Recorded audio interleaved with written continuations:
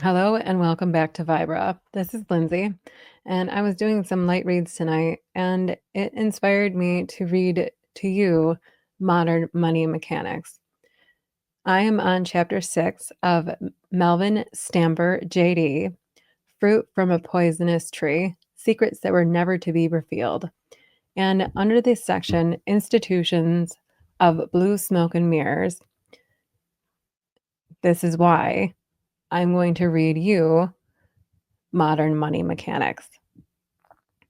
From Mr. Stamper. For the past 30 years, I have known that the owners of the Federal Reserve Bank control the entire world economy, not just the United States. Until only recently, however, did I understand the extent of fraud and the far reaching implications it presents throughout the entire world banking system. I began my research in preparation for writing High Priest of Treason, the Federal Reserve, by talking to judges, bankers, and attorneys about the money and banking system. I was appalled to discover that most of these learned people did not know the truth about our money or banking system. Further, I found that schools of all levels do not teach that banks create money out of thin air. I researched throughout history, accounting, and law books on the high school and college level. The truth is not to be found there. No one I talked to knew that banks create money out of thin air, or they weren't talking if they did. I did find the truth verified in an unlikely source and in a form that cannot be contradicted. The Federal Reserve Bank of Chicago's own publication, Modern Money Mechanics, and a companion comic book for young children titled The Story of Money. These books have been used as exhibits in lawsuits against banks and are no longer available. However, I got a copy of Modern Money Mechanics, and we're going to dive in. Modern Money Mechanics. The purpose of this booklet is to describe the basic process of money creation in a fractional reserve banking system.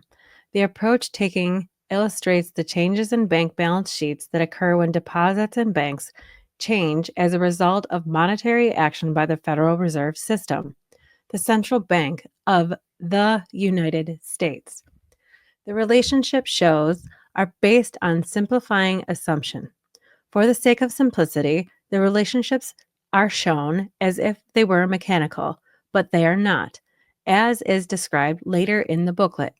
Thus, they should not be interpreted to imply a close and predictable relationship between a specific central bank transaction and the quantity of money.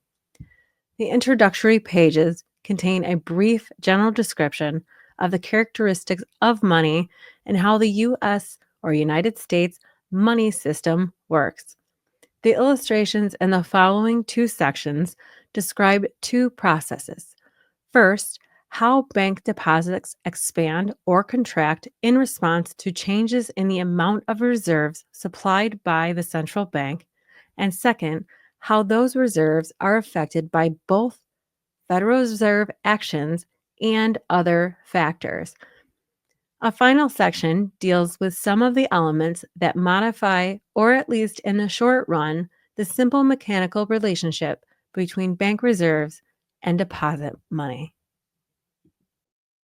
Money is such a routine part of everyday living that its existence and acceptance ordinarily are taken for granted. A user may sense that money must come into being either automatically as a result of economic activity or as an outgrowth of some government operation. But just how this happens all too often remains a mystery. And that's where we'll leave this episode. Stay tuned for part 1. What is money?